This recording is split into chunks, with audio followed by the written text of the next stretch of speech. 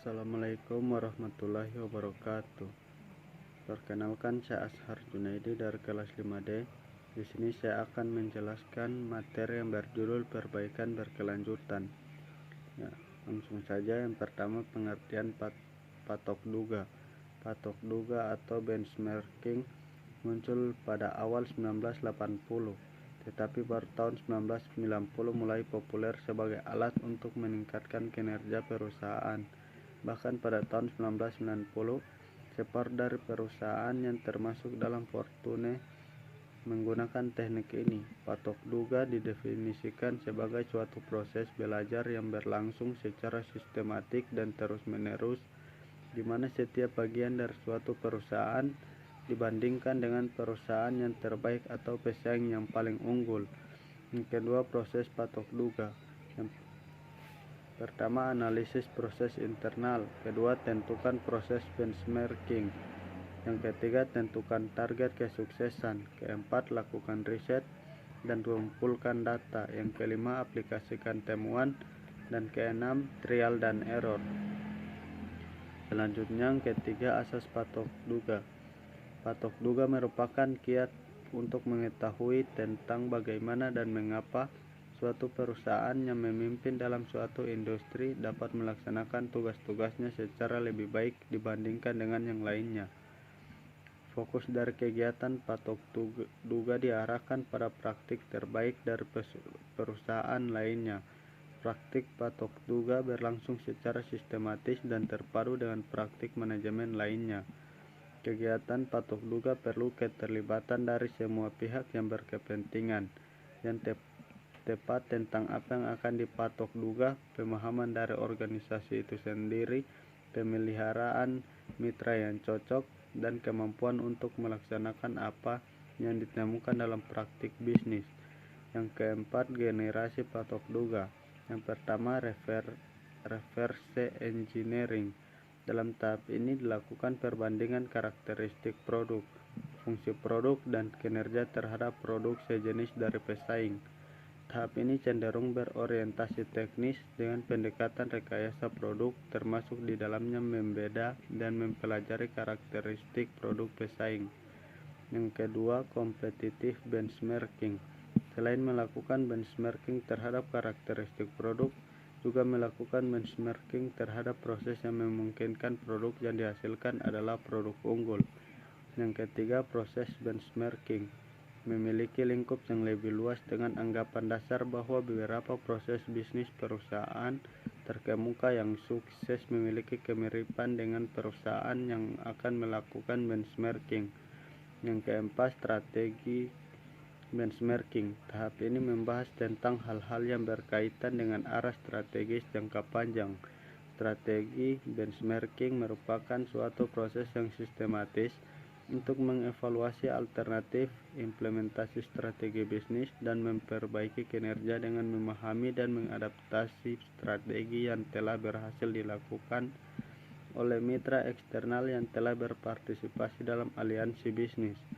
Yang kelima, global benchmarking, mencakup semua generasi yang sebelumnya dengan tambahan bahwa cakupan geografisnya sudah mengglobal dengan membandingkan terhadap mitra global maupun pesaing global.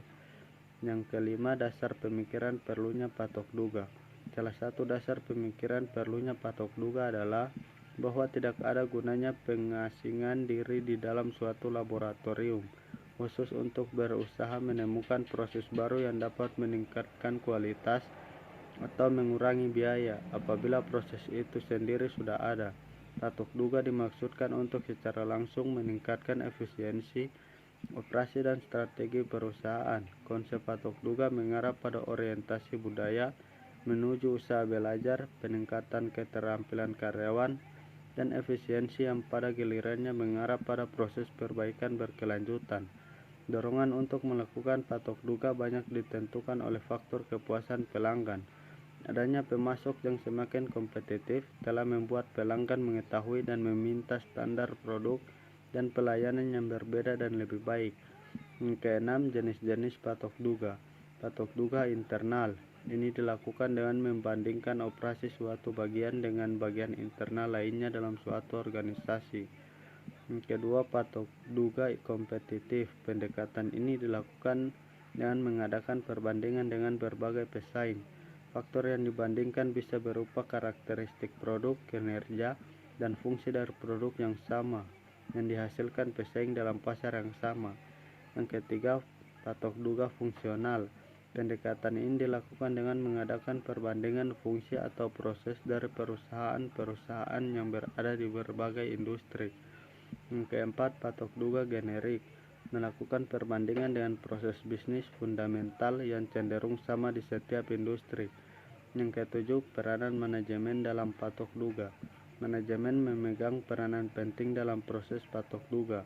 Tanpa adanya dukungan, keterlibatan, dan komitmen dari manajemen puncak, maka tidak mungkin dilaksanakan patok duga. Berbagai pertimbangan patok duga yang membutuhkan dukungan manajemen sebelum prosesnya dapat dimulai adalah: yang pertama, komitmen terhadap perubahan. Patok duga merupakan usaha yang membutuhkan komitmen sungguh-sungguh terhadap perubahan secara radikal dalam proses suatu perusahaan agar dapat menjadi yang terbaik dalam kelasnya.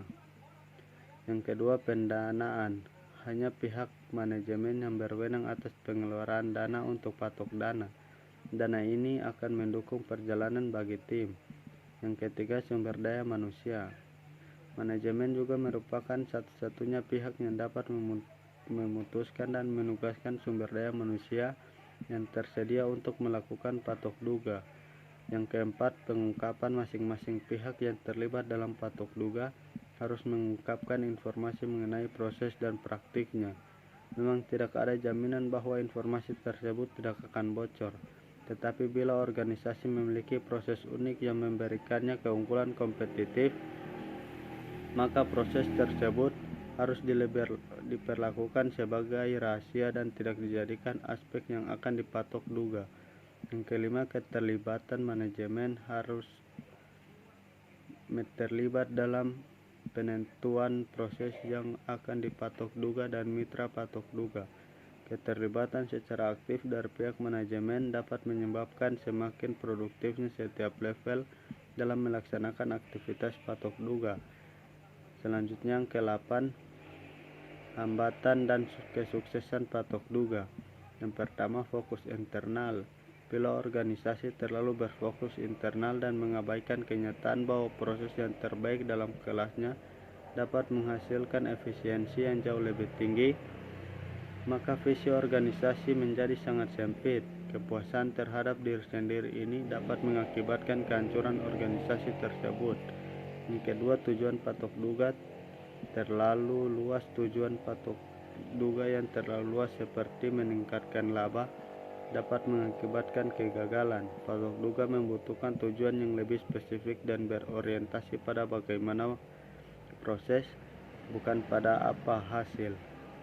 3. Skedul yang tidak realistis. Patok duga membutuhkan kesabaran karena merupakan proses keterlibatan yang membutuhkan waktu.